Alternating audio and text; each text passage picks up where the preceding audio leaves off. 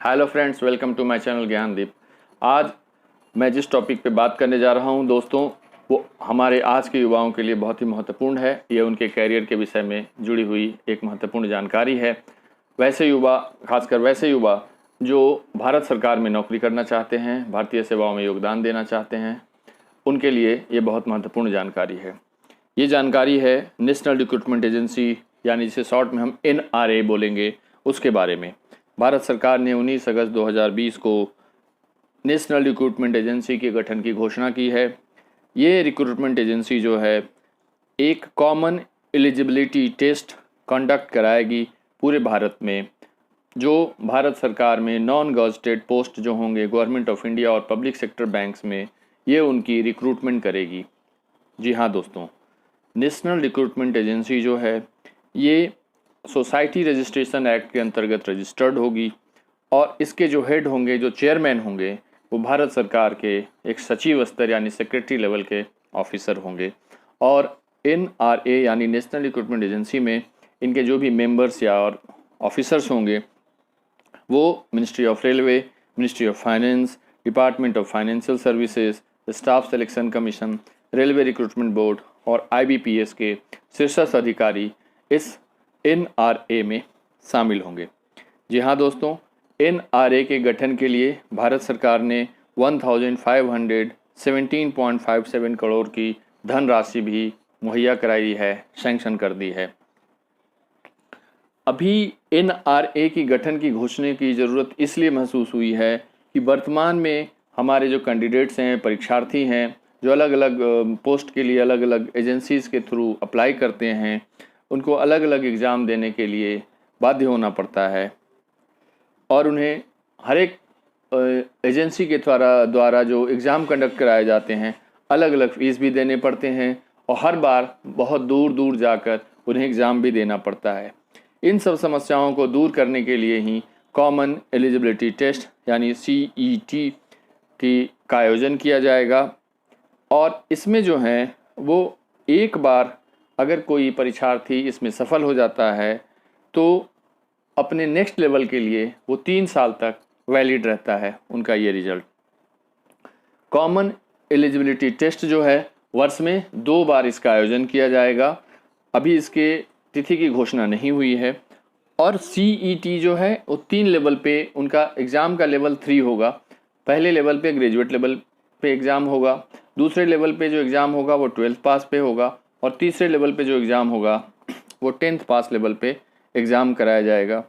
जो अलग अलग पोस्ट पे अलग अलग वैकेंसी के हिसाब से उनकी भर्ती की जाएगी या रिक्रूटमेंट किया जाएगा। एक और जानकारी दोस्तों मैं देना चाहूँगा कि अभी तक वर्तमान में भारत सरकार की जो भी परीक्षाएं हैं वो हिंदी या अंग्रेजी में होती थी। अब 12 भारतीय भाषाओं में इस एग्ज़ाम को कंडक्ट कराए जाने की घोषणा की गई है, यानी हम 12 भारतीय भाषाओं में एग्ज़ाम दे सकते हैं। दूसरी एक और जानकारी मैं देना चाहूँगा कि प्रारंभ में जब CET एग्ज़ाम लिया जाएगा तो मेजर जो संस्थाएं हैं, ऑर्गेनाइजेशंस हैं, जैसे SSC, रेलवे रिक्रूटमेंट बोर्ड्स और IBPS बैंकिंग से रिलेटेड जो हैं, तीनों संस्थाओं को ही शामिल किया जाएगा और धीरे धीरे जो और छोटी बड़ी संस्थाएं हैं वो धीरे धीरे इसके एम्बिट में लाई जाएगी, इसके अंडर लाई जाएगी। एक और महत्वपूर्ण जानकारी जो CET के बारे में मैं देना चाहूँगा वो ये है कि भारत सरकार ने कहा है कि 1000 से ज़्यादा एग्ज़ामिनेशन सेंटर बनाए जाएंगे और हर एक ज़िले में कम से कम एक एग्ज़ामिनेशन सेंटर तो बनाया ही जाएगा।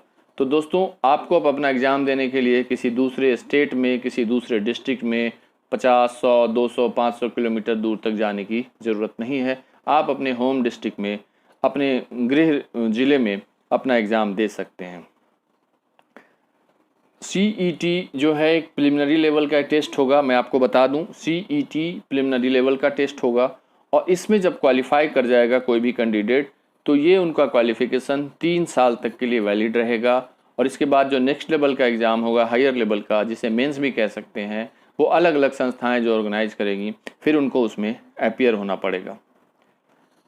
एक और जानकारी जो NRA के बारे में बताई गई है कि CET कोई भी कैंडिडेट्स कितनी बार भी दे सकता है। जी हाँ दोस्तों, कोई कैंडिडेट्स, कोई एप्लीकेंट कितनी बार भी ये परीक्षा में अपीयर हो सकता है।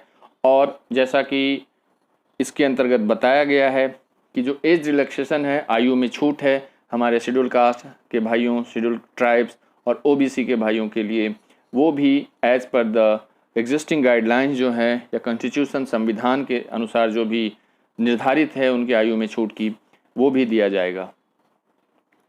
अब विद्यार्थियों को इनसे क्या फ़ायदा होगा ये मैं बता दूं। जो एप्लीकेंट्स हैं, परीक्षार्थी हैं, विद्यार्थी हैं जो आगे जाकर भारत सरकार में नौकरी करना चाहते हैं, उनको अलग अलग एग्ज़ाम देने की बाधाओं से मुक्ति मिलेगी।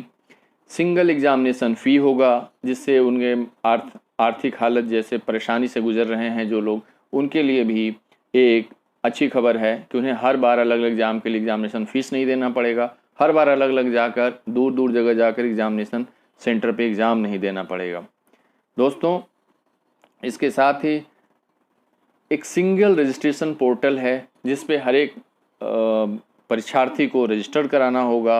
और इससे एक फ़ायदा और होगा कि जो एग्ज़ाम देने के परीक्षार्थी जो एग्ज़ाम देने जाएंगे, उन्हें इस बात की कभी टेंशन नहीं होगा कि हमारा 2 एग्ज़ामिनेशन एक ही डेट को होगा या डेट जो है वो क्लैश करेगा। दोस्तों, तो ये महत्वपूर्ण जानकारियाँ जो NRA से रिलेटेड थी वो मैंने आपको बताई।